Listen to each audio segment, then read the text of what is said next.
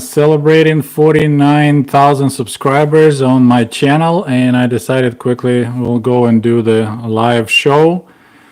Trying to get, as always I do, I look at the questions on the big screen while running it from my phone. Welcome from my basement. It's already got some advertising going on, which is good. Love Stories magazine, how about that? I got advertising on my channel. So if anybody have any questions, so far we don't have anyone here, so just see if anybody gonna join. Should be. Let's see.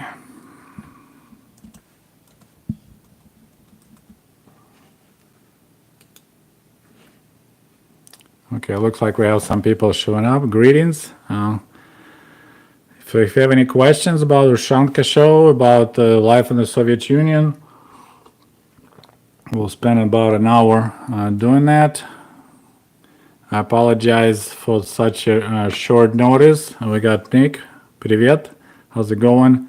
I wasn't sure if I was able to do live. Please let me know if the sound is okay. I'm using this new microphone. Trying to be like big boys. My day is okay. I was shoveling snow. We live here in Michigan, so we had some snow, so I spent morning shoveling my driveway. Oh, we got viewers from India. That's awesome. Glad to hear. It's kind of amazing to see that the world becoming smaller and smaller, and we have people from all over the world watching my channel.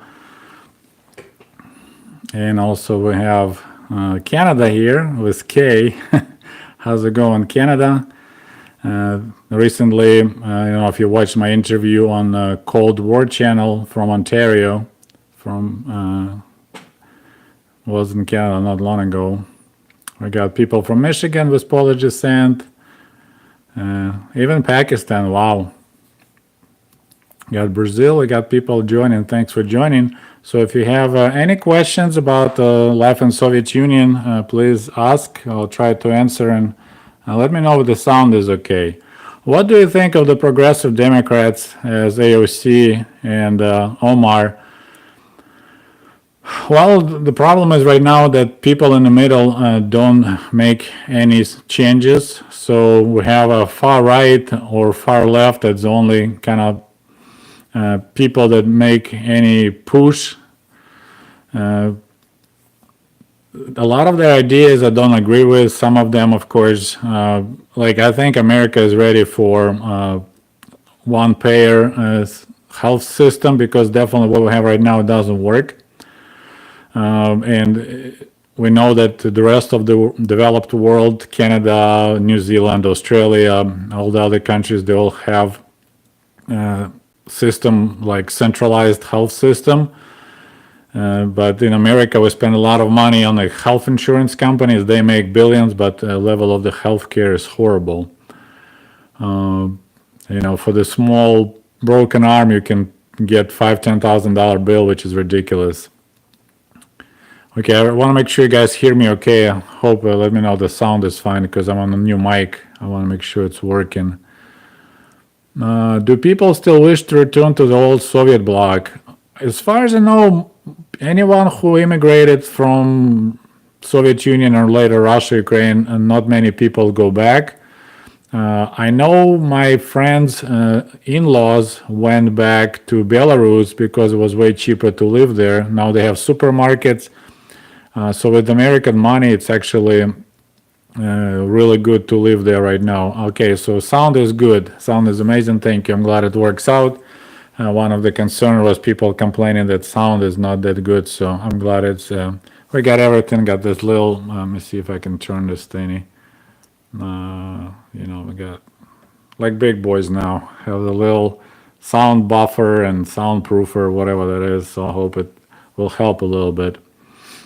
Was Canada ever included in anti-Western propaganda? Not really. Most problem we had was, of course, United States and then Western Germany. I guess the Soviet Union was not happy with that Germany wasn't like one country and stayed with the Soviet bloc, so wasn't much on that.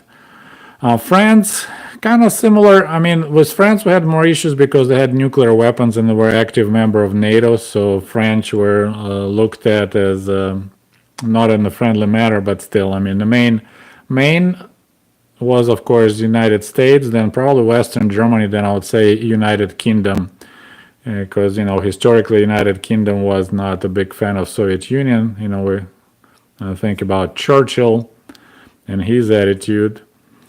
Question about Soviet people view of India. Already had a video about it. It was pretty good view. I mean, India was kind of on the friendly terms with Soviet Union, so of course Soviet newspapers were publishing good articles about India, and we watched Indian movies, which we enjoyed a lot. Did you go to many museums during your time in the USSR? Not really. I went, World War II Museum in Kiev only once when I was a kid and never went again. My family, we kind of like a blue collar, I wouldn't say rednecks, but kind of like that level. So I wasn't really culturally educated. I remember going first time to ballet when I had a girlfriend who was interested in those things, and I was so bored. So didn't have a lot of fun. So yeah, I had besides reading books, I really didn't like subscribe any entertainment. Once in a while I went to circus. Morocco was nothing about Morocco, honestly. Like those countries, if they were friendly with Soviet Union, like for a while Egypt was good, but mostly, Syria, that's the only kind of friendly country. Cuba, of course, then Nicaragua, those were showed in a positive way. What was Soviet healthcare like? I already got a bunch of videos about it. If you're new to my channel, you can check it out. I think I have a separate playlist, and it's called Soviet healthcare. Considering the fact it was free, you can't complain about free healthcare because it's already, you pay nothing for it. You definitely would spend quite many hours in the line waiting for your turn to be helped. But it wasn't that horrible, I would say, but wasn't great either. I remember one time, you can see, I have you can see. When I was probably second grade or third grade, I fell and I hit my chin with this sharp battery, the heater unit. So it was right around New Year Eve. So we called, it was pretty big cut, I was bleeding all over. And my parents called say 911, they called 01. In Soviet Union you call 01, and that's the Skорaya Pomosh ambulance, and they took me to the hospital in a drunk, the surgeon was on duty, was drunk, it was already New Year celebration, he stitched me up. I paid nothing, so I couldn't complain about it. Okay, we got our first donation from Svetlana from Great Britain. She's pounding me with her donations. Thank you so much. Hello, how dare you give me 20 notice? Yeah, I apologize for that. I wasn't sure if I'll make it today. So if I'll announce in advance and then people will wait and then I won't be able to pop because I had to clean my driveway. So it was pretty much, I had to rush to set up all this microphone, and so I apologize for the short notice, but I thought it's better than nothing. So yeah, in Soviet Union, if you're not familiar, you call 01 to call ambulance, you call 02 to call police, or we call them militia, and you call 03 for the firefighters, and 04 was, I think, natural gas. So yep. The question about the Challenger, that was covered quite extensively, but we're talking 1986 when we had already more glassness. And of course, we didn't show a lot, any huge accidents in Soviet Union. Well, Chernobyl was impossible to hide, but they tried in the beginning, then it went out of hand. But Chernobyl was covered quite extensively. Actually, I need to dig through my archives because I cut a lot of articles. I don't know if anyone noticed, I posted a little story about the article I cut out in 1988 that was about the Stalin era railroad that was abandoned and built by the prisoners. You should make a video about agitprop. A lot of times there's people asking me questions that I honestly, you probably know more about it. Like I said, someone asking me to make a video about Soviet watches. And besides brands, I don't really know anything, but I'll try to do something. Same as agitprop. I mean, that's the early 30s, 20s era. I was raised in 80s. We don't have really anything like that. How environmentally friendly were Soviet people? We were extremely environmentally friendly because we're poor. Poor people are more environmentally friendly than rich people, because everything was recycled. We didn't throw anything. We used old coffee jars to keep screws. Not much trash was generated during Soviet days. Milk was in the glass bottles. Pretty much everything was in reusable containers. And they paid deposit, I think it was like 15 kopecks or 20 kopecks. So it's like $2 per bottle. So that was expensive. So everyone returned it. So generally, because you have to utilize everything, you just don't throw stuff. You always look at it and to see how you can utilize. And my wife's still mad at me here because I don't just throw everything out.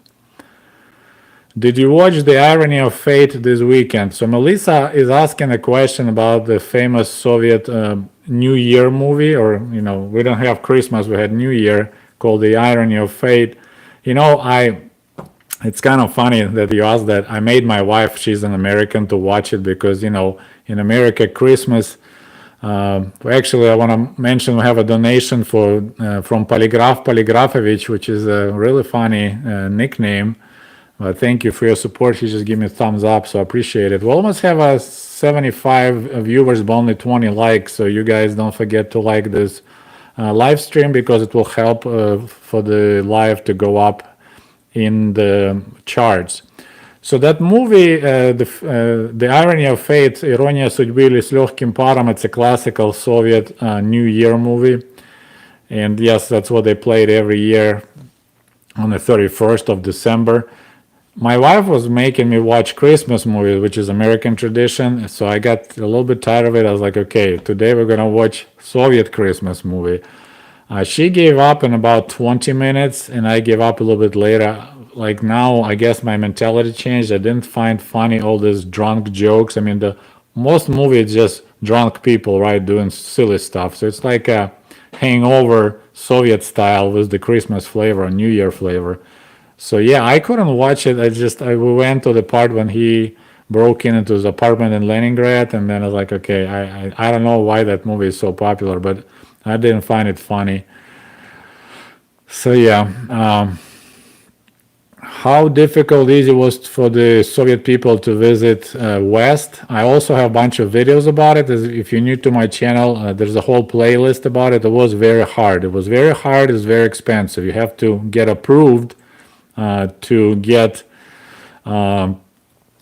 permission to go to get this travel package. Were there gas masks in every Soviet school? I don't think so. In the 80s, we didn't have them anymore. Although when I visited an abandoned school in my village in northern Ukraine, they had old gas masks on the shelves. But in my school in Kiev, I don't remember having any. All right, we got another donation from Charles. Thank you so much for your generosity. And here's a quick question. What are your plans for the channel this year and any future collaborations? Happy New Year to my favorite KGB agent. Thank you, Charles. I appreciate your humor. I really don't have any specific plans. I would love to reach 200,000 eventually. As to collaborations,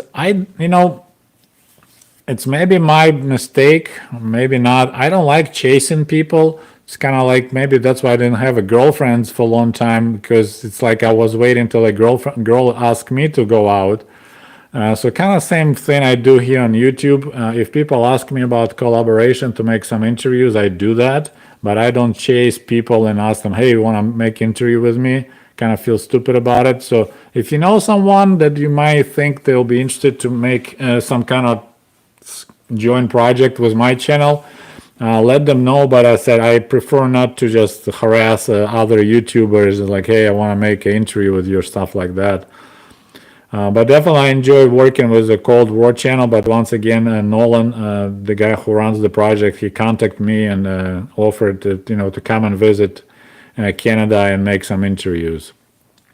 So I have a long list of videos I want to make. Actually, there's one video ready to go. I'm gonna launch it tomorrow. Did you visit East Germany? Yes, I visited East Germany. I visited Berlin, like 92 or 93, don't remember. It was still remnants of the wall. I stayed in Berlin, so yeah, that was quite interesting. And then we went to West Germany, so that was interesting to see the difference. The next question, did you ever see snowmobiles in the USSR?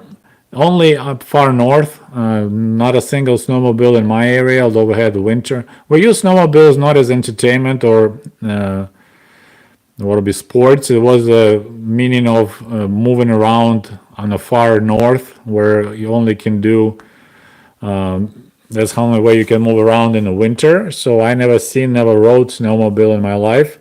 And we had local brands. I can't tell you which ones, but we had local snowmobiles. And they were only available like in the far, far north where long winters and no other way to get around. We got more people joining. We got almost 100 people. And don't forget to put likes for this thing. Okay, we already answered about India. Really friendly. Bold and NFRKZ will be perfect collapse for you. Probably, although, I have a little big kind of generational gap to explore with, I think his name was Roman, right? The NF crazy guy, because he's a young Russian generation. He never experienced Soviet Union, but he definitely very successful. His channel, like 800,000 something subscribers. And so that'll be interesting to talk to a Russian guy in English, because you can talk in Russian, but no one would understand. So yeah. Would you say prefer personally collective of the Soviet economic system or capitalist system? Well, I lived 20 years in a Soviet system, and now I live 20 years in capitalist system. Personally, for me, capitalist system works way better. I discovered I have more gears in my gearbox than just first gear. I like working hard and making good money versus working a little bit and get a little bit of money. So yeah, definitely prefer, I have a way better lifestyle here in America than I could even imagine in the Soviet Union. Like I could only hope that one day I will have a car. Now I have 2 cars, and so yeah, it's definitely, you have to work hard for your money, but definitely prefer this. It's not perfect, but it worked out for me just fine. A great channel, love your videos. Quick question, briefly, why did democracy did not take hold in Russia? Well, for the same reason why it's such a bad economical situation in Russia, despite the fact they have so many natural resources and the oil prices were so high. When the former communists introduced capitalism, they don't know how to be, properly capitalist. They just know how to take advantage of their position. So, I mean, they played democracy for a short period of time, and then, of course, Putin, he's an old KGB guy. He doesn't know how to handle critics, how people making fun of him. I mean, I didn't stand that, because when I came to America initially, 95, 96, I was horrified how you guys here in America making fun of your leaders, like caricatures, jokes. It's like, holy crap, in Soviet Russia, you'll be in prison in no time for making fun of your president. But, this is just the mentality. For Americans, your president is like your servant, right? You elected him to do job for you. I mean, we had a little issue in the last 4 years because suddenly, you could be enemy of the people if you make fun of president, and a lot of people also like follow that way. So I was kind of scared because it reminded me of Soviet Union so much. But yeah, in America, it's like president is, yeah, he's our president, but we can make fun of him because we give him the job, And Putin couldn't handle that, so he slowly but surely they took over the whole mass media. They closed all the shows. There was a show called Kukli, so there's like the dolls maybe. And they were making a lot of jokes about president and about Yeltsin and about Putin, and Putin didn't like that, so he shut down that program pretty quick. So yeah, it's just the mentality. People at power, they they just can't handle. They consider if they got that high, they're untouchables. So when people consider themselves untouchables, it's not no democracy. Someone just asked to introduce my wife. She's not a big fan of being in public. I think we have a couple videos with her making some cooking videos, but unfortunately, she is not willing to be introduced. How the Soviet Union blew Alaska? Well, there's still rumors going on that Alaska was just rented out to the United States, not sold. So there is still, they don't mind Alaska to get back to Russia. We actually had songs about Alaska need to go back to Russia. Don't forget to put likes. We got 116 people watching. Thanks for joining, and only 64 likes. All right, so I'm moving along. Did the milk store buy milk from collective farm? No, it went like regular milk store, like in big cities like Kiev. Milk was shipped to the processing factories, and over there they were processed and bottled and then shipped to the milk store. So just like here in the United States, the only difference, sometimes we could buy directly from collective farms, and that's when they bring that little, like a tanker trailer молоко, and then you get in line with your, like a container, then you can purchase actually raw milk in Ukraine and other cities. But most of the time, if you go to the grocery store or milk store, milk will be from the processing factory. But quite often we had, like smetana, the sour cream, will be shipped, at least in early 80s, it will be shipped in a bidon. So there's like aluminum jug, whatever they call, big thing, like 50 liters, and they just take the sour cream out of it and they pour in your jar. And our sour cream was way more liquid than American sour cream, so you could actually pour. I think there was some water added. Okay, moving along. We ask about milk, snowmobiles. So, back to the question about collective lifestyle socioeconomic system. There is, if you... The way I see the lifestyle of Soviet Union is like if you ever went to the swimming pool, there is a baby kids areas, right? Like shallow pool, like kiddie pool. So this is what Soviet Union, everyone had to be in the kiddie pool. So we didn't worry about tomorrow or day after tomorrow. It could be exactly like yesterday. We had really low cost of housing, so you don't have to paddle hard, you're in the kiddie pool, but it's boring as heck. In America, you need to swim. You can swim, you can explore, but it's dangerous because you need to know how to swim. Okay, we got another donation from Hellman. Thank you so much. How aware of KGB monitoring as a teenager? This is actually good question. I'm planning to make a video about it. Well, picture KGB like fishermen, right? So they know which fish can cause trouble. So if you're a fisherman and you after rainbow trout, you don't go to some swampy lakes, right, to fish for the rainbow trout. You know where the rainbow trout lives. So KGB was the same way. They knew that regular blue-collar workers, they not presenting any danger to the system. They have their basic interests. They work, they drink, they steal a little bit, but they don't cause problem with the whole system. While like intelligentsia, especially writers or creative people, those the ones that could cause trouble. So KGB, like I never had any concern like KGB is listening to my conversation or my parents. But if you're a writer, if you're writing poems, if you ever said something that maybe got noticed, so all the intelligentsia, scientific communities, they were heavily penetrated with agents. Those guys were watched pretty hard. Actually, my new video, which I'm going to launch tomorrow about Soviet censorship, you probably know Sakharov, Professor Sakharov, like he got in serious trouble with the government and KGB. But like on my level, I didn't worry much. I mean, back during Stalin days, that was different. What?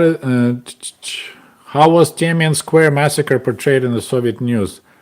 I honestly don't remember much about it. I need to look it up. Definitely didn't remain in my memories. Do you have an opinion about movie Mr. Jones? Is that about Afghanistan? I think it's the one. Yeah, it's kind of showed involvement of America with Afghanistan, which is I find right now ironic because they spend millions of dollars training freedom fighters to fight Soviets, and now they have to fight them again in 19 years. And if that's the movie Mr. Jones was Tom Hanks, then yeah, they kind of showed the whole. And that's another thing. If you dig deeper, actually, quite a few people in American government wanted Soviet Union to get involved. Oh no, we're talking about different movie. Never mind. So we're gonna move along. Mr. Jones, nope. Didn't see that movie. I need to catch up with that. I wonder which movie I'm talking about Afghanistan and Tom Hanks. It's like Reagan era. Could you listen to the Western radios in USSR? Yes, if you had a good quality radio and that was jammed pretty hard. I had a video about it too. Soviet media called them enemy voices. And now we got another donation from John. Thank you so much for your support. Yeah, I was talking about Charlie Wilson's war. I'm jacked up completely. So sorry. So yeah. Okay.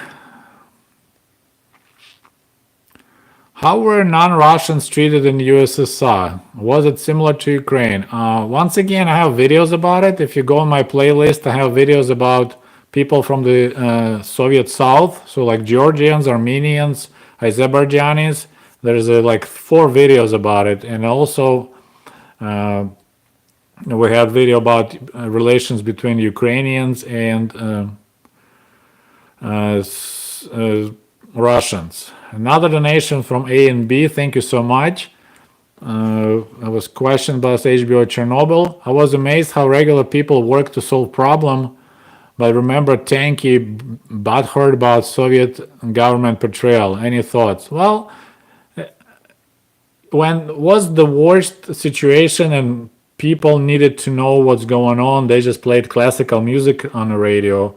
So it tells you that Soviet government it's like beginning of World War II and World War II, beginning of our war with Germany. When Germany attacked Soviet Union, for a while there was dead quiet in Moscow because the government didn't know what to say. So it's one of the problem that Soviet government really didn't respond really well with such a big disasters. The first thing they care about is to keep it under covers and keep it secret, and only later they want to do something about it. I said, playing classical music, when the foreign radio stations were telling us stay home, close windows, don't use fresh food, Soviet government just told the mass media to play classical music on TV and on the radio. So yeah, I have a video about Western radio called Enemy Radio Stations. You could listen to them, but it was really hard because they were jammed. Did you ever drive Vaz Zhiguli? Nope. My family didn't own the car and I never drove Vaz. I was in it. Somebody else was driving, but not me. Okay, we're moving along. What are your thoughts about Hungarians in Hungary? Well, they were part of a kind of Soviet system, so mostly positive. During the World War II, though, you guys were on the wrong side, so that was kind of a little black eye. But I remember trying to think what kind of Hungarian products we wanted. I mean, I think buses, right? Icarus bus was coming from Hungary, and there was a good bus. And I think green peas, I remember Hungarian green peas, so that was good stuff to eat. Did you have Jewish friends in the USSR? I had one friend it's kind of interesting. I never was like paying attention, but usually like my Jewish kids in my school who were Jewish, they were hanging out with us. So I won't say they were like or they just didn't have interest, or I don't know why, but I don't remember any Jewish children from our school actually hanging out and playing with us, except one guy, Lyosha. Later, his family moved to Israel. I honestly didn't realize he was Jewish because he was like a normal kid, boy, playing soccer, running everywhere, doing stuff, not like sitting home and studying to be a teacher or doctor. Only when he invited us home and I saw his parents, I realized that he's Jewish. And I was like, wow, so that was quite a difference. So we have another donation from comrade A and B. In your videos, you mention sometimes about people that being Jewish. Were the stereotypes of Jewish people mostly positive? No. Actually, I'm planning to make a video about Jewish people and attitude. They actually had a hard time. I mean, amount of jokes about Jewish people are just insane that we had during the Soviet days, about Sarah and Abram and how tight they the money and other stuff. Yeah, I was actually planning to have there'll be quite a few videos. I mean, beginning with my grandfather, then he told me a story way long when I was a little kid. And I was definitely little because he was telling me, and if you listen to my channel, my grandfather was prisoner of war in Germany for 4 years, right? So he was prisoner in Germany, but he was telling me that, before war, Jewish people, not people like Jews, they put the whole Soviet population in this big bag and they were ready to tie it up, like that's his words. And I was so little, so I'm picturing this humongous bag. There's all the people are in the bag and Jewish are getting ready to get the bag tied. And then Hitler came and he helped us out. So that's my grandfather's words, which is kind of horrifying. But he said I was so little I couldn't understand, like, why would people want to put other people inside of the bag? But he's like, basically was trying to say they bagged the whole country and ready to tie the ropes. So yeah, planning to make videos about it. Привет, товарищ, what year did you defect to the US? Well, I didn't have to defect because Soviet Union didn't exist in 1995, but I arrived all legal with my American visa in 1995.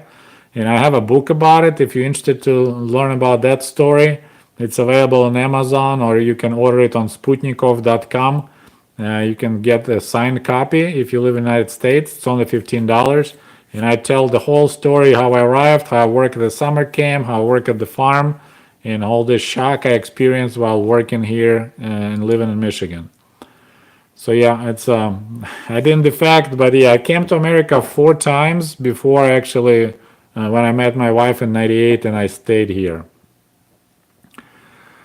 Oh, we got English language missing one word, missing word tezka, which is a person who has exactly the same name as first name as you do. Like there's a Sergey and he donated €5 or he lives in Finland, but he likes my English channel too, just like my Russian channel. Thank you, Sergey. Большое спасибо.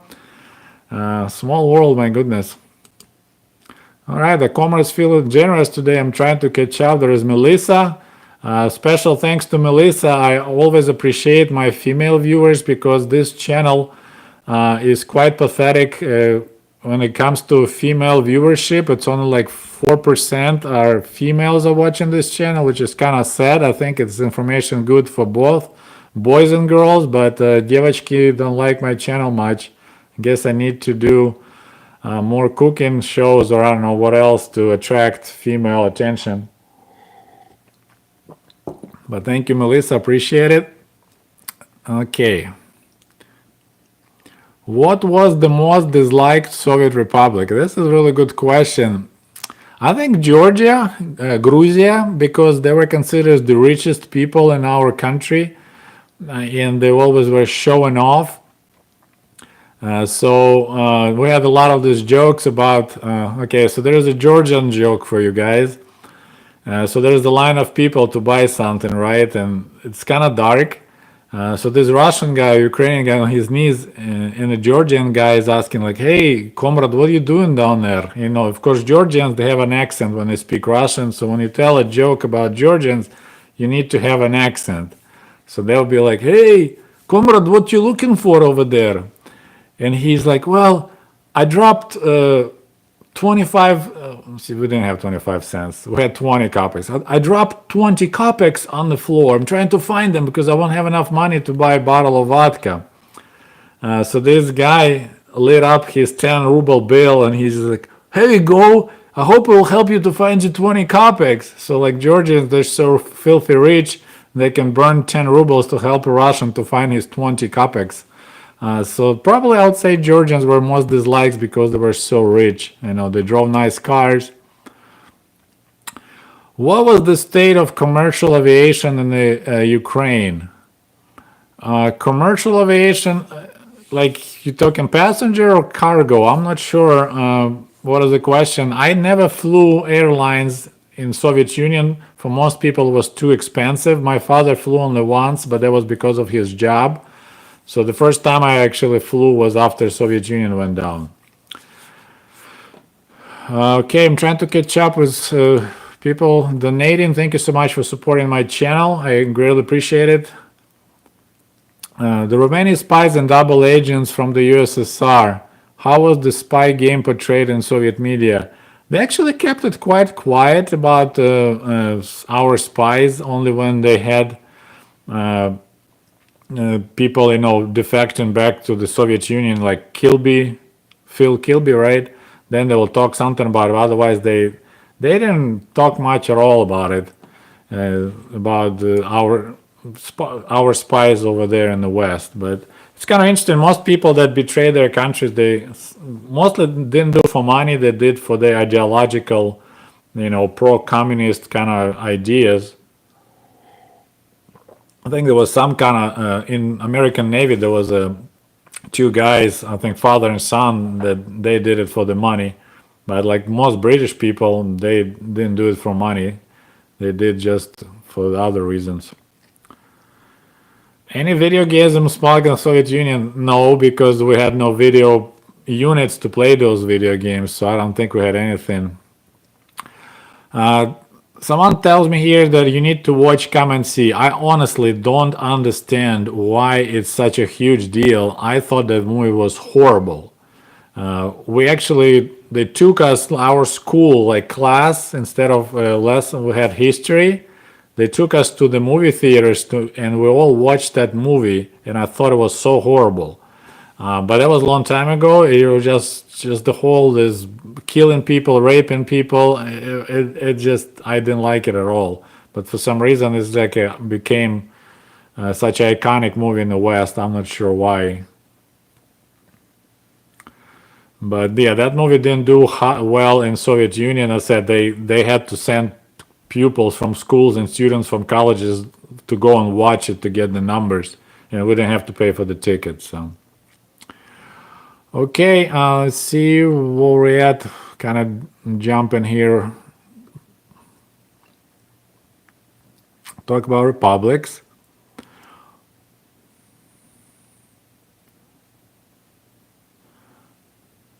Okay, looking next one. Did you know anyone who went to Afghanistan?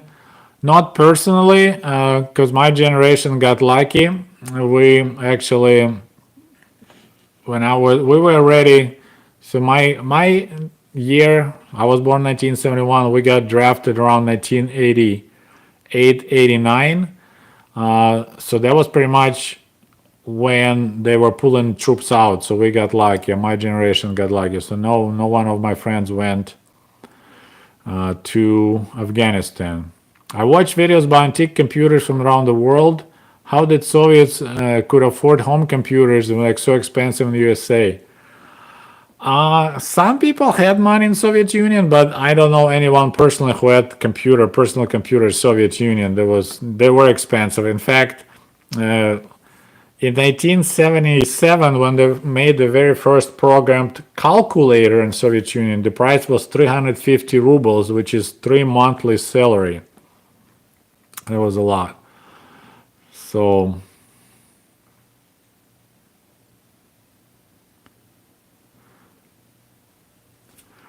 Chris talking about, wow, he visited Moscow in 74, 75. That was a long time ago. I was only 3 years old. They used to sell piroshki, meat pies. What are they? Well, it's like piroshki, that's what we call them, pirashki. It's you have a dough, you pack cooked meat inside, and then you boil them or fry them. Yeah, that's good stuff if they're fresh. My dad once ate some that went fresh and it didn't go really well. Have you ever heard about Karel Kocher? Nope, never heard of him. Could Soviet football fans to go abroad to watch Soviet football teams? I don't think so. Maybe some people with good connections, but otherwise it was very expensive. We even didn't travel to Moscow to watch our team. I'm not talking about going to the other countries. My goodness, we were quite poor back in the Soviet days.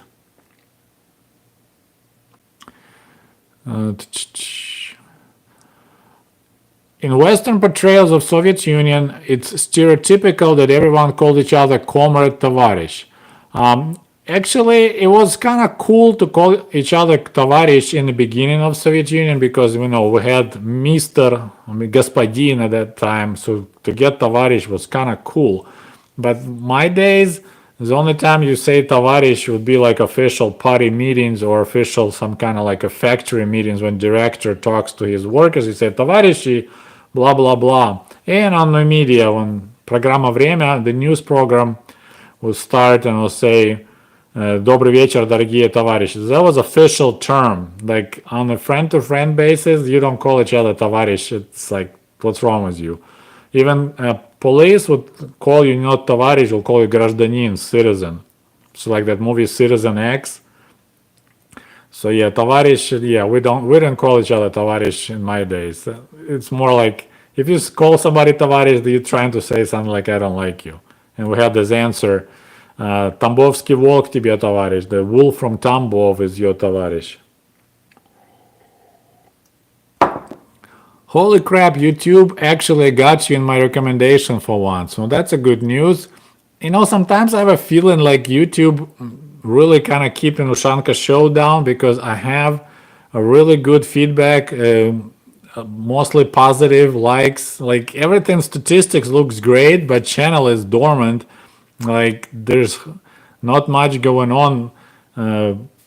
Like last year, I gained 11,000 subscribers, and a lot of it because I was recommended by several other YouTubers, like Leon Y, right? The one that used to live in China and make videos there.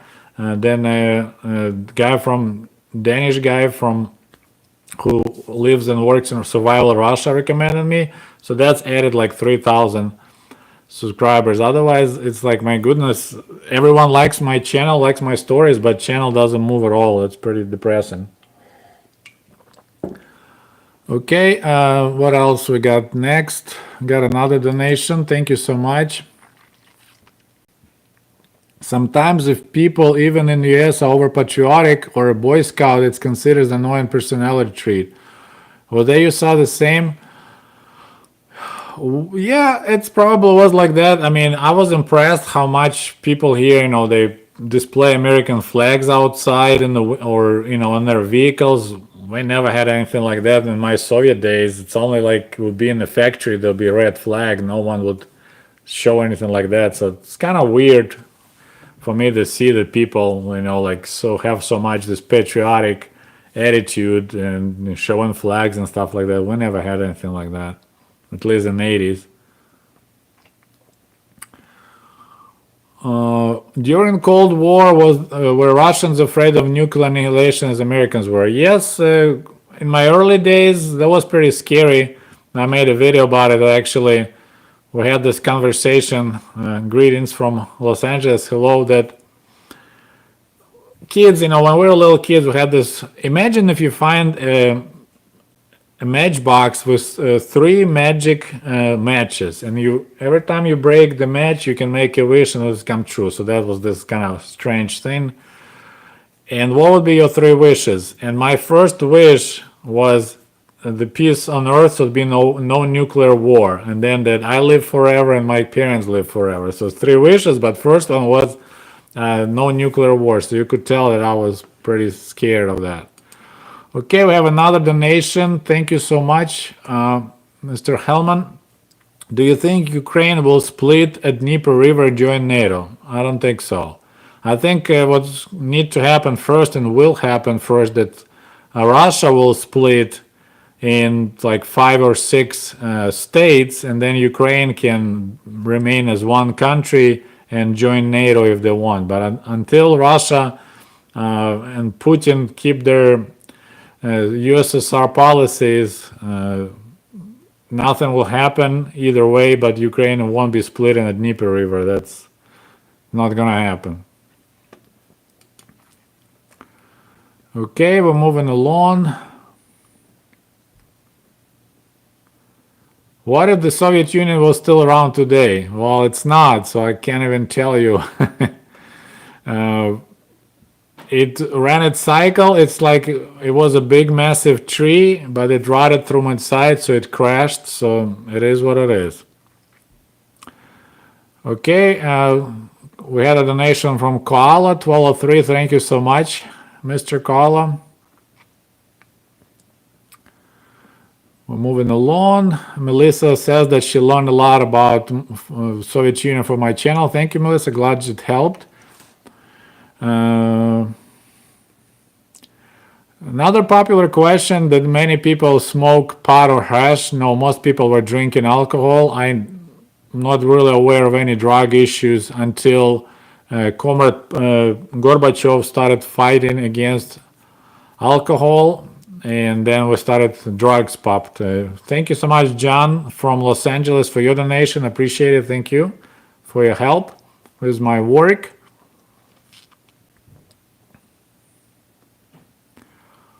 How common was dissent during your time?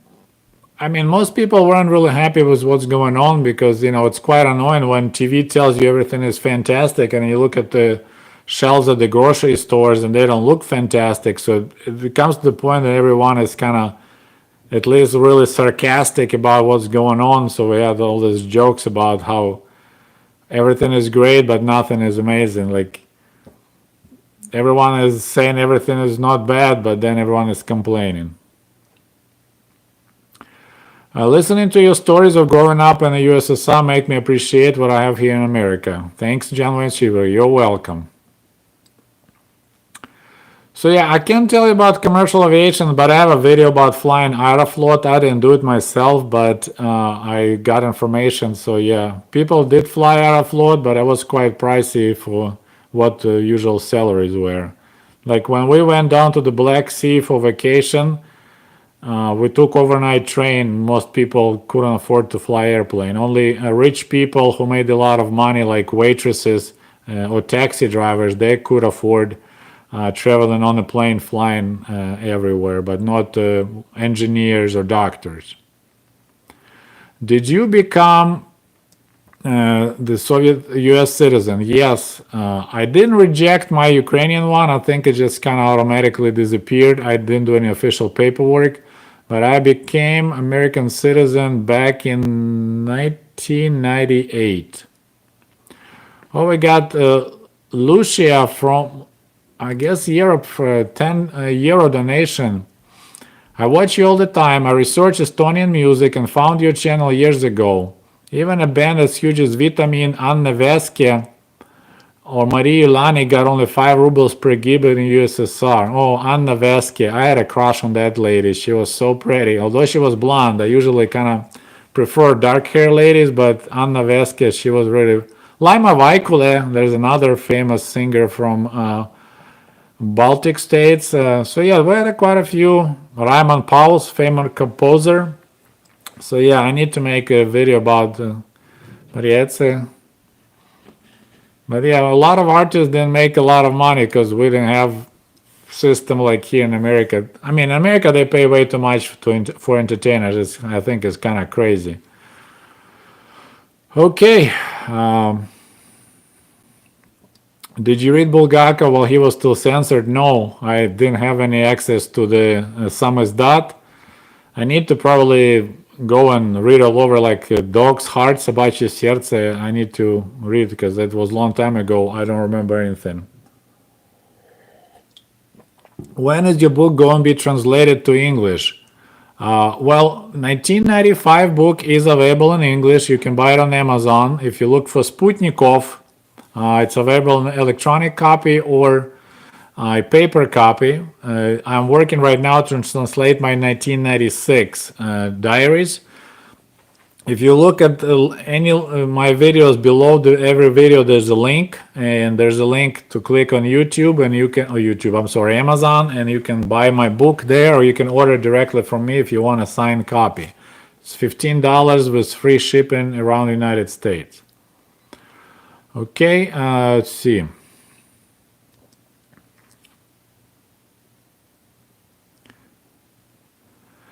We got a girl here. She started watching because there is a lot of groups who want communism. I don't want anyone to have no car and live in one room. There's a lot of this misinformation. Like a lot of people call Biden communist, and he is a greedy corporate capitalist. There's nothing in Biden communist, believe me. When I see anything communist in America, I'll let you know. The first sign is if someone starts saying that we need to nationalize banks and big factories, that guy is communist. Otherwise, it's just a propaganda.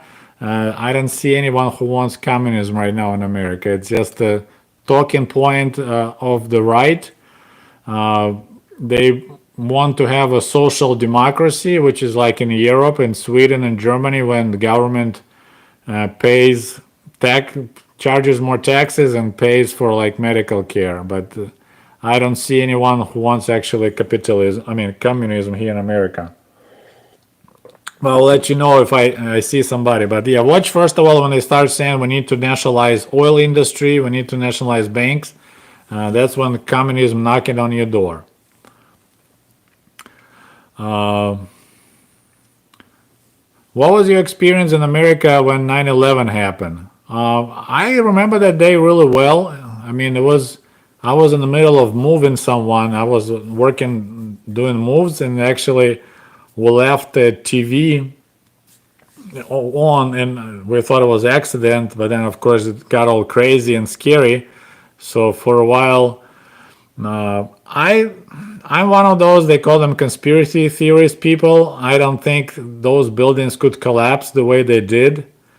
That's like first time ever in the world that three total of three, not two, three buildings collapsed in one day from airplanes, and third one wasn't even hit, but it also collapsed perfectly in one pile. There's a lot of weird stuff about 9/11, but it was scary. I said, I think a friend of mine was planning to fly to California next day. Of course, he couldn't fly anywhere. We have another donation in W. It's like 5,000 of something won, but I can't open it. Thank you so much. I think my computer just froze.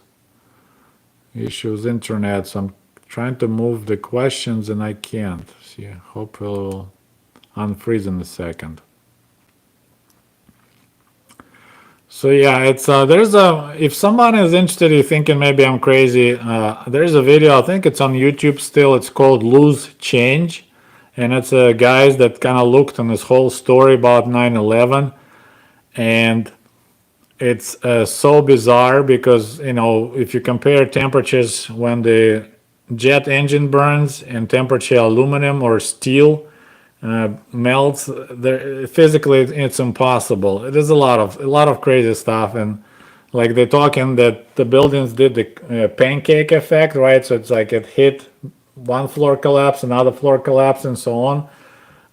But even if you believe that theory and you say, okay, it takes about 1 second, so the floor hits another floor, 1 second, another floor, or half second. If you count how many seconds for that pancake effect will take, buildings were collapsing in literally free fall speed, which is impossible if there'll be pancake effect and a little delay, hitting next floor, and collapsing it, it'll be falling down for like a minute or two, and it fell like in free fall speed. So there's like the whole building was prepped and pop, and fell down. But I don't know who did it and why, but we had a lot of wars after that. And, most people who were on the planes supposedly were from Saudi Arabia, but for some reason we decided to attack Iraq. So, anyways, okay, so now open. We got Terry Won. Hey, he's from South Korea. How cool is that? Have you seen people who lived on the Russian Empire when you were young? There would be a few people in the 70s. I mean, my grandparents were born in 1907, so they lived for 10 years in the Russian Empire, most old people in our villages, but no one talked about it much. I mean, collectivization kind of broke back of the Soviet peasants. So yeah, all the old people in our villages were from 19 early hundreds. So, but unfortunately, when I was little, I didn't care about that. Asking like, hey, how was the life during Tsar? And I wish I could turn back time, but it's impossible. Do you think the US would do the same that Russia did to Ukraine in 2014 if they switch places?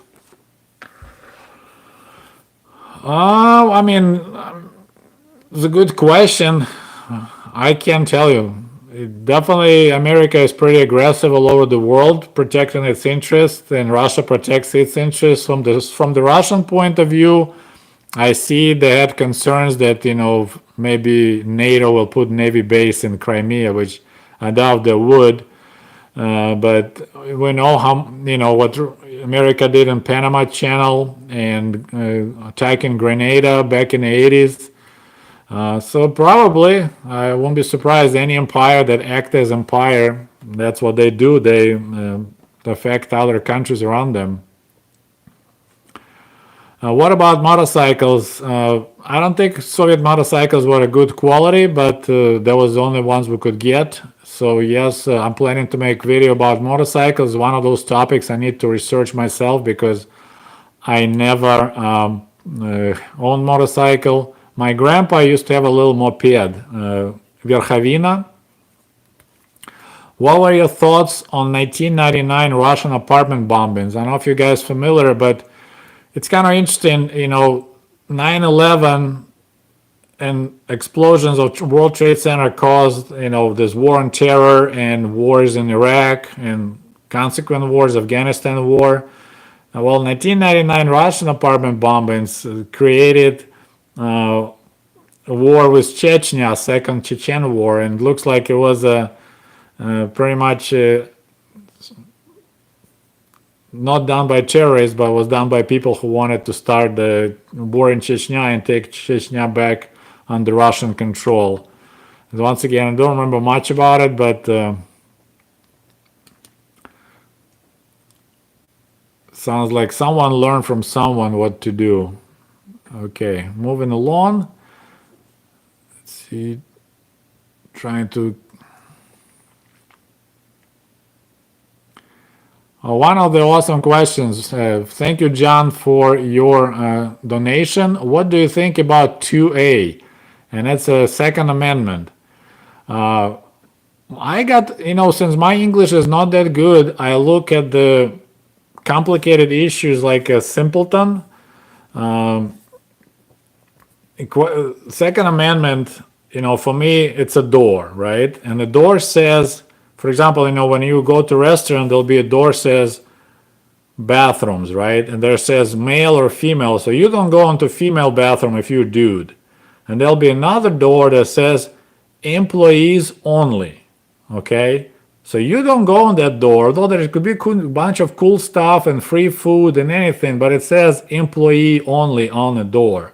Second Amendment, in my understanding, I said my English is very poor and my understanding is poor of the Second Amendment. Second Amendment is a door. And door says well-regulated militia members only. That's what the Second Amendment says. I live in the United States. There's a question, ты в России или Америка? I'm in Michigan, America. Да, yeah.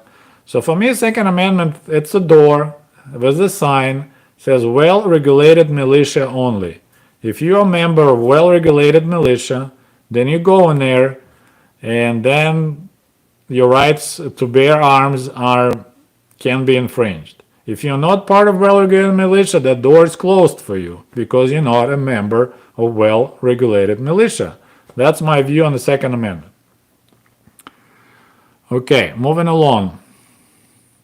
Would be a revolution successful if Bolsheviks had not interfered? I'm not sure what this question is about. We had a revolution of 1905 when they removed the Tsar, but of course, a huge effect on Russia was the World War I. So that's kind of, if you look, this is when the Marx theory about revolutions didn't work. Revolutions never happen in the developed capitalist countries. They developed only in like poor, undeveloped countries like Russia and China, and it's what the reason was the war. Okay. The good question is, why were the Georgians so rich? I had videos about it. If you're new to my channel, you can check it out. They were pretty much holding monopoly for like selling produce that only can grow in subtropical region like oranges, lemons, and pomegranates. All those things could be grown only in Georgia, like in those republics. So they had monopoly on the bazaars, and they were charging tons of money for that. So they were super rich because of that. They had a monopoly. They were doing really good. Militia is the people.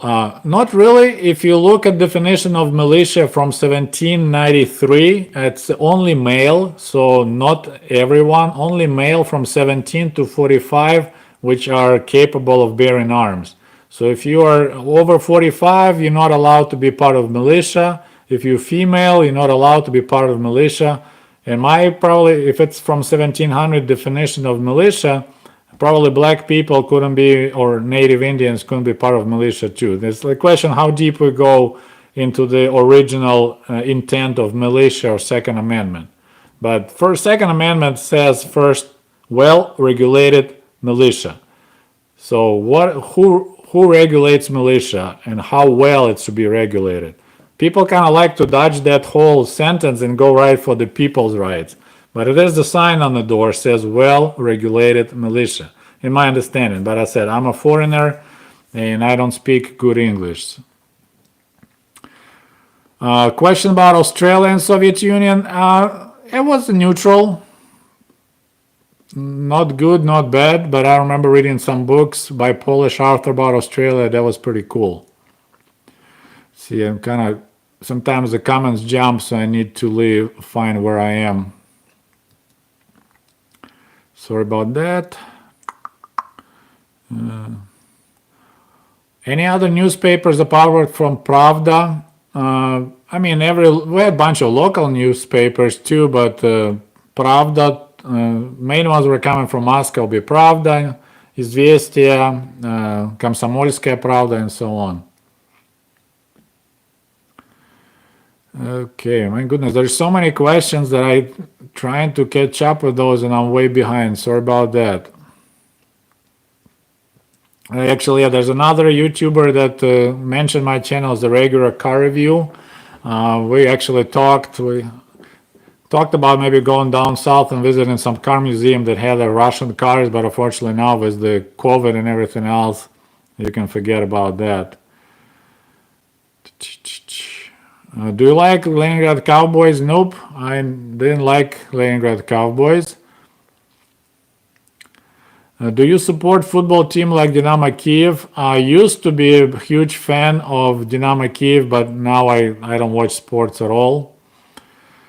Okay, well, we're already over an hour. I'll be wrapping up because my throat getting parched. There's so many questions, and unfortunately a lot of them are already covered, or fortunately covered on my channel. So if you guys just go and check my playlist, there's tons and tons of videos about all these questions you guys are asking. What was like life for the families of US embassy workers? I honestly have no idea.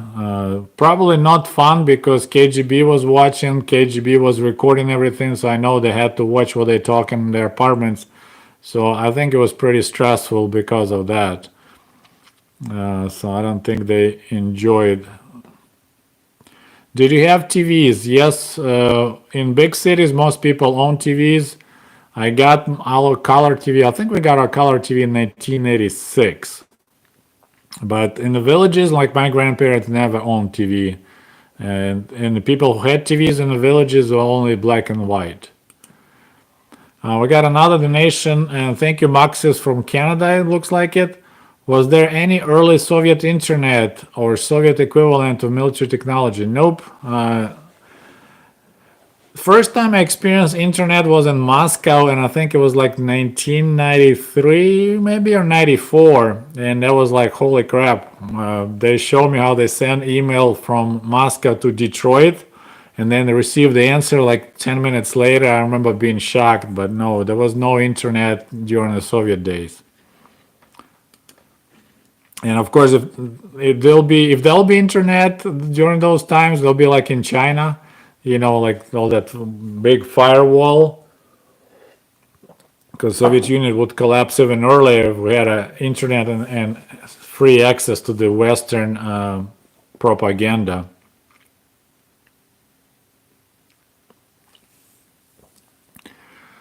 Kevin, hello to you too. Greetings with New Year.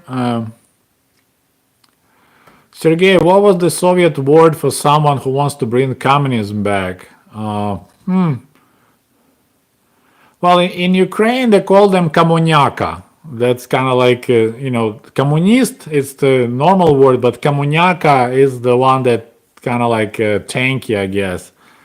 And of course, there's rhymes. Коммуняки на гіляку, like a communist needs to go up hang on a branch. We got another donation from Comrade Koala. How was gang organization mafia like in the Soviet Union? Well, most mafia during the Soviet days was corrupt officials, corrupt party officials and factory officials, so they were finding the ways to make extra money utilizing factory equipment. I had a video about that giant cotton case in Uzbekistan. So that mafia was a centralized government controlled mafia, not just like Tony in New York type of thing. So yeah, it was huge during the Brezhnev era, and Brezhnev's son-in-law was actually getting huge payments to kind of provide the cover. Okay. Sovkadracher, that's more, yeah, it's the one that jerks off looking at the picture of communism, but it's more not like Коммуняка who is actively trying to restore. Sovkadracher is more like melancholy, like, oh yeah, during the Soviet Union was so awesome, everything was so great, during the Soviet days was all fantastic. So that's a Sovkadracher. So that's that difference, I think. Do any older folks miss communism? Well, first of all, Mr. Texas T, you need to understand we never had communism in the Soviet Union. We had only developed socialism. But older folks, of course, when you were younger during the Soviet days, you're gonna miss those days. You had hard body, you could party all night, you can have all the fun, you made money, and which you were still poor, but now you have this really pathetic tiny pension, and cost for housing went up, cost for food went up. So of course they miss those safe days, and they miss. It's need to be really careful when they miss being young, they miss their youth, or they miss actually Soviet Union. And it's kind of interesting what they really miss, but definitely. Older folks, they lost all their savings. I'm planning to make a video about that. so that didn't help either. So they got screwed by the same people that were running Soviet Union and then became leaders of the new Russia or new Ukraine. Thierry, thank you so much for your another donation. Sergey, what's your memorable TV cartoon in the Soviet Union when you were young? Well, Ну Погоди, that cartoon about wolf chasing a rabbit, that's the one was the most popular in Soviet Union. We actually had some popular Polish cartoons about Lolek and Bolek. That was pretty funny, but I love the most is I think most kids were liking Wolf, and so it's like Tom and Jerry, but it was about wolf and a rabbit chasing each other, or wolf chasing a rabbit. No Pagadi, those are cartoons available on YouTube to watch. Any thoughts on Cuba for average Soviet citizen? We got video about it, about Cuba, but of course it was positive because they were in our camp. My grandma didn't like Cuban sugar because it wasn't as sweet as our beet sugar. So what it is? I love these questions when they come up like comic books were popular in the Soviet Union. No, they were not popular because we had no comic books in the Soviet Union. We not no superheroes. That whole culture didn't exist at all. So why did Brezhnev kissing and Honecker became famous? Because it looks so gay. It just looks so weird when two old dudes kiss each other in the mouth, but I was kind of thin about it's a three-way kiss. You kiss on the cheek, on the lips, and the other cheek, and for some reason Brezhnev just were doing mouth to mouth quite often. So it just looks really weird. Sergey looking like an old man. Well, yeah, I'm not getting any younger.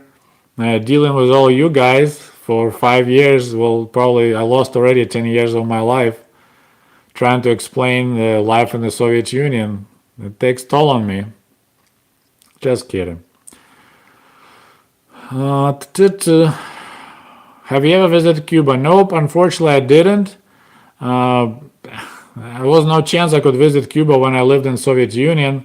I was actually planning to go to the Cuba, but then we had a comrade Trump became president, and he said it's not good for Americans to visit Cuba. So I hope that it will change. But yeah, it's on my list. I would like to visit Cuba. I want to visit Egypt for sure. It's on my bucket list to see pyramids in person. And I would like to visit Cuba. Actually, I want to take my father-in-law. He's an American and he loves old cars. And Cuba will be a perfect place for him to see his old 50s American cars still being on the road. My godfather worked in Cuba in the early 80s. He made good money there. Okay, moving along. YouTube, ever since 2014, has taken a nosedive. For me, it actually was the opposite way, because I became active on YouTube in 2014 with my Russian channel, and I was doing okay. But then, of course, I began Ushanka Show. Ushanka Show is doing way better than Russian channel, but I mean it's steady. I'm happy, and I'm not providing entertainment. It's more educational, and it's normal to see less viewership, less subscribers for people that a lot of people go on YouTube to entertain, not to get educated. So that's okay. But I'm glad to share my knowledge, and myself still learning stuff about Soviet Union, because when you live that life, you don't really think about it a lot, like analyze it. It is what it is. But now, with all your questions, it's kind of like, actually you're right, this and that. So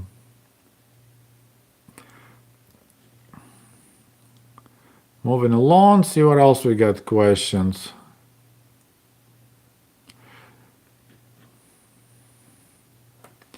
There is a question and donation from Maestro Mike86. Have you watched Bold and Bankrupt? I know about him. I don't see any reason to watch his channel, honestly, because I lived that life that he's 30 years late and 5 rubles short. I mean, I appreciate his effort to learn about Soviet Union, but it's too late. That era is long gone bye. I mean, he has a talent. He knows how to present stuff. But for me, I just, he's not gonna tell me anything new. One video I kind of turned on to watch, and he was riding Soviet bicycle, and like making this huge show out of riding made in USSR bicycle. Like, dude, yes, it's a Russian bicycle. I rode that bicycle, and actually it got stolen. There's a whole story about the bike, but like, wow, you managed to make a video and have 1 million views out of riding Soviet bike. Well, good for you, buddy. But personally, for me, I don't learn anything new from him. So, but I'm impressed that he got so popular, and any information about Soviet Union is good. But let's say he's 30 years too late to actually tell anything. Like, he's learning about it. I lived that life, so. Okay, another donation, another question. Thank you so much.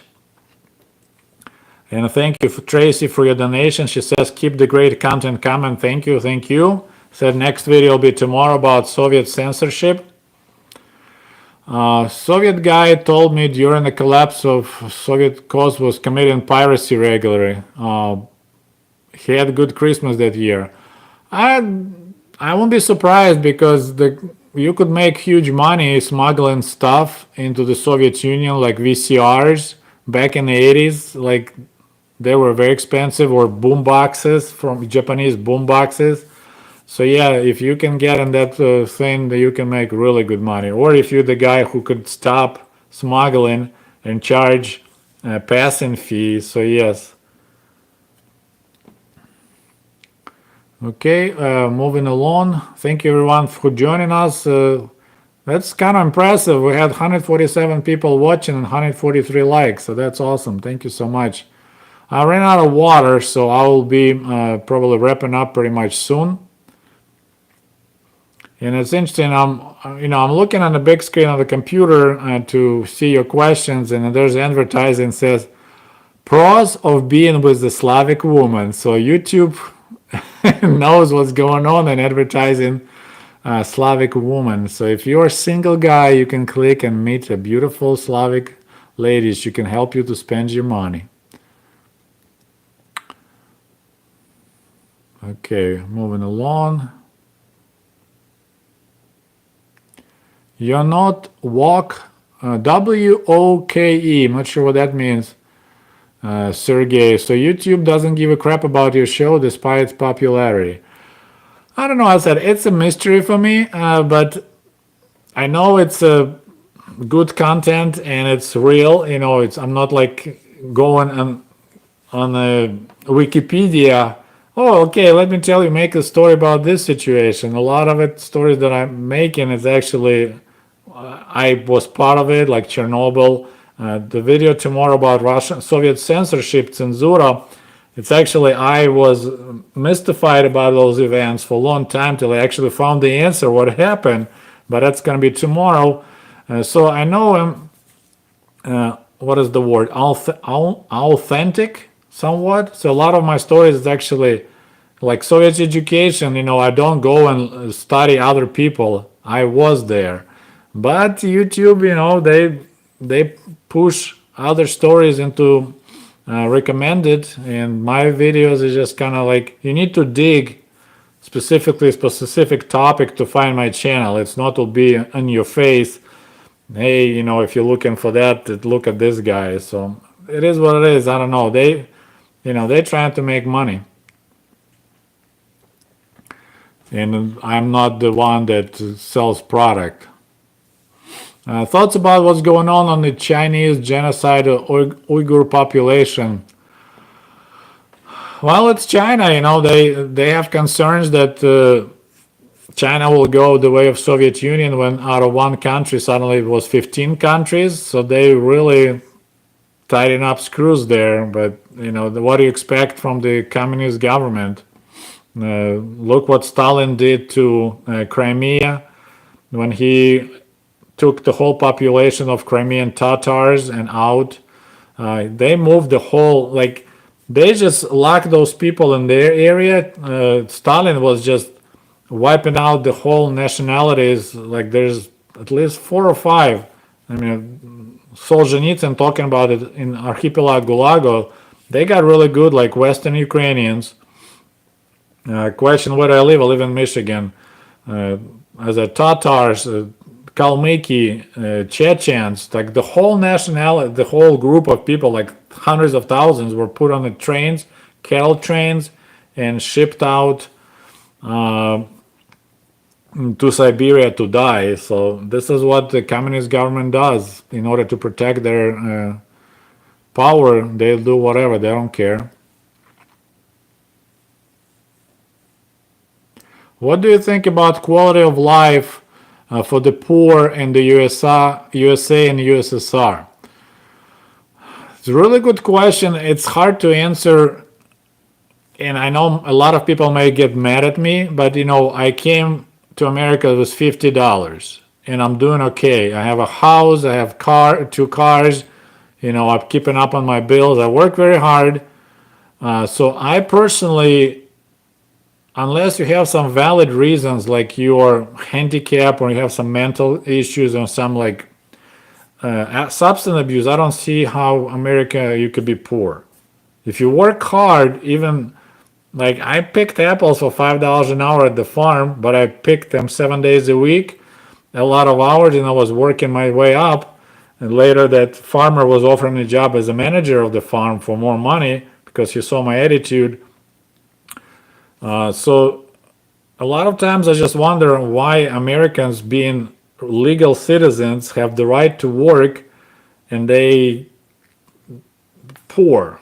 I honestly don't understand that. In Soviet Union, you just basically, that was just how it is. In order to make everyone equal, government made pretty much everyone poor. If you want to be rich, you had to do some illegal activities. But so they were like, mowing, if you want to make the front yard look equal, you just lose the mower and you mow down everyone who sticks out. So that's the difference. It was comfortable to be poor in Soviet Union because government subsidized housing heavily. So if you get lucky and get housing, it didn't cost much at all. We never heard anything like eviction and stuff. In America, you have to pedal to stay afloat, but you can have way better quality of life. But generally, it was comfortable to be poor in Soviet Union, and it's uncomfortable to be poor in America in somewhat. Well, I didn't betray motherland for 2 cars. I moved to America, and side effect of my hard work here, suddenly, oh boy, look, you have 2 cars and you can afford it. In Soviet Russia, I was on the waiting list for 9 years for the right to buy a car. So it's a hard question, but I said most people I know who came from like former Soviet Union, they work like crazy and they do okay. Even if they barely speak English, they get behind the wheel and they drive semi-trucks or they drive delivery vans across the country.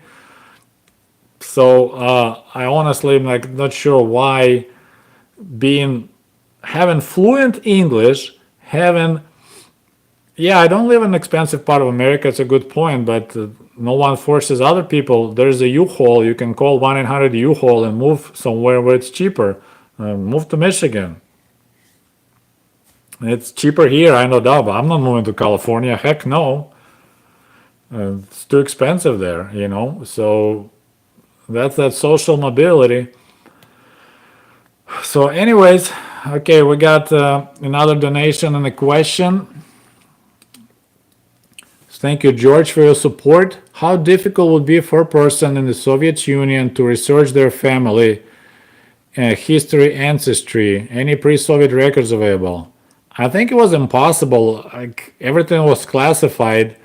I don't think if you had connections, you probably could find, but now they actually, like Ukraine, in order to piss off Russia, they open all the KGB archives, like they declassified, and oh my goodness, it was insane.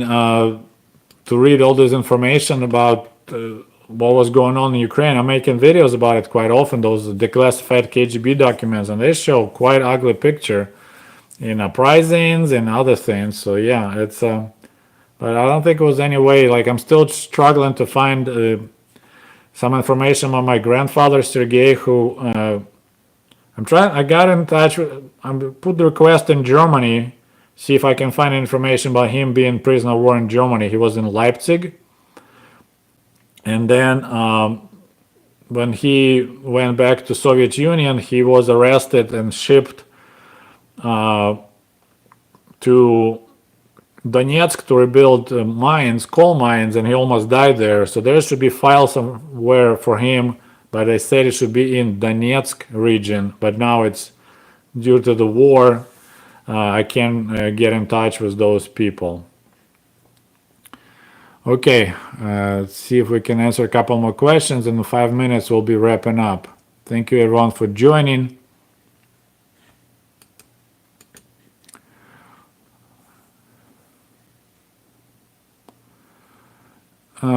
Question about Japanese, how they viewed in Soviet Union. Well, not good, because it was kind of weird that Japan got so destroyed by United States. We're talking about the nuclear bombs dropped and they became allies of the United States. So that was like, you should have the pride, you should never be a friend with someone who dropped nuclear bombs on you. So that was pretty much the basic attitude. Then of course we can talk about Kuril Islands that Soviet Union took away from Japan, and Japan was always demanding them back, so that was not cool for the Soviet Union. Okay, let's see what else I can do. Is it illegal to protest in Ukraine? In modern Ukraine, I don't think it's illegal. Definitely was illegal in the Soviet Ukraine.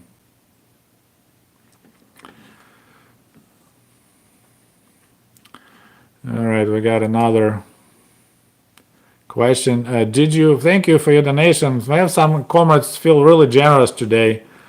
So AB asking, did you always feel welcome here? Was there a moment when the conversation attitude went 180 when you hear it from Soviet Union? Not really. It's actually, I was really suspicious because Americans were way too nice.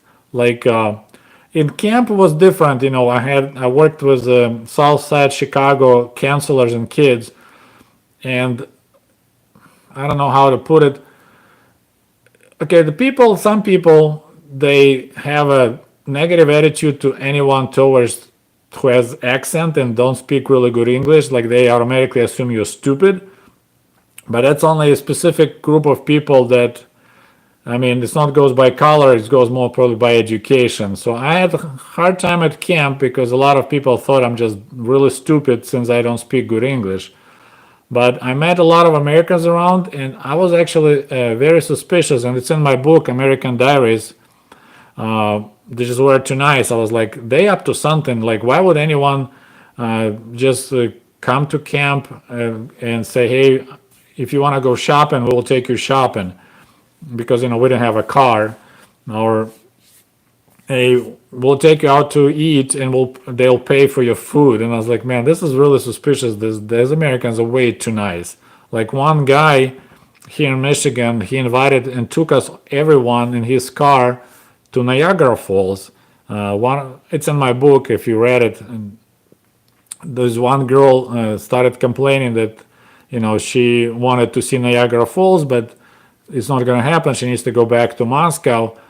So the guy actually, we can drive instead of you, taking the Greyhound bus to New York. We can drive and stop at Niagara Falls and then drop you off in JFK at Kennedy Airport in New York. And he did that, and he refused to take money for gas. We drove his car, big Lincoln Town car in 1995, that big ass car. He paid for hotel. We visited New York, visited Niagara Falls. It was an amazing experience. And he actually told me, I was asking him, Dan, why are you doing this? Like, And he said, to see your face at that moment when you stood by Niagara Falls, touching the water, screaming in joy, he said, this is kind of what I felt good about myself, that I managed to provide that experience for you. And I was like, you Americans are weird. It's like, yeah, that was so amazing. He did so much for us, and just because he just wanted us to experience America. So that was amazing. Like, yeah, it's I was very impressed how friendly, and just like, hey, you can stay in our place, whatever. We'll take you shopping, and that was really cool. So I didn't feel pretty much 99% of the time I felt extremely welcome. And my accent actually attracted a lot of conversations. People hear my accent and they started asking questions. So I think it's wait, I came late. Who's on the left hates this channel? There's quite a few people hate. Well, there's a far left and far right, and those call me communist, or they call me sell-off and capitalist, because I don't produce any orgasm while talking about life in Soviet Union. In the same time, I don't dump buckets of crap on the life in Soviet Union, so that makes people upset. Do you ever appear on other channels? On the Cold War channel, I have a couple interviews down there. So it looks like we have a good conversation going on about socialism, communism. And I agree, in America, there's a lot of socialism for large corporations and for rich guys. Like a lot of laws. I mean, the example with Trump taxes, it's a good example when they allow you to write off your losses. So like, okay, so this is your socialism right there. You can take any risk, and if you win, you keep the money. If you lose, then you write off your taxes. That means that somebody else will be paying for you. So hey, you can risk anything you want, you're fine, because your job is so important to be in real estate. We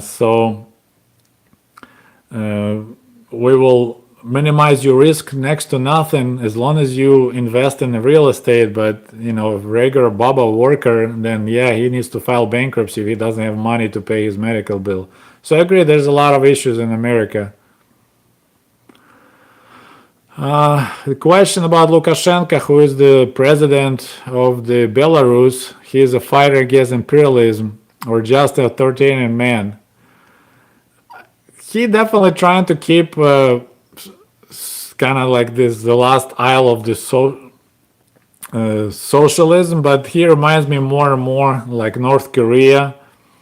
But there's some people, older people, like him in Belarus because he keeps their life comfortable, but it's all artificial. He keeps those industries, but they outdated. But recent events show that and he is such a good president that he just want to stay in power forever. This is like the best example. It's like the country has a problem, then suddenly its leader started coming up with new laws as long as they can stay at power. Well, guys, I'll be wrapping up. Thank you so much for joining. If I didn't answer your question, please post it below this video. Then I can answer it. I'll make a separate video. As I said, tomorrow I have another video coming out. It's about Soviet censorship. So we'll have it out. You can enjoy it and learn maybe something new. And thank you so much for joining today. I really appreciate your support, and we have a donation, so I can have a good excuse for my wife why I was away for this hour and a half. Thank you, Melissa. Sorry, Lasser Fischer, you just joined. I hope we'll get to 50,000 pretty soon. Then we're gonna have a real big live. Might even consume some alcohol and have some real good chat, because 50,000 is a big number. We'll have a cake and we'll party. So if you know anybody who may be interested to sign in the Soviet Union, tell them to subscribe so we can get to 50,000 quicker. And that was a question, when do I do lives? Usually every time we reach another 1,000 subscribers. So we just got 49,000. So this is live. for that. Next time will be 50,000, of course. So yeah, if you know anyone, Happy New Year to you too, John. Everyone, Happy New Year. Hope it'll be better than 2020. It was quite rough, but there's always hope. So let's all hope for the best. Stay healthy, exercise, eat good food, drink a little, eat a lot, and we'll talk to you soon. До свидания. Goodbye.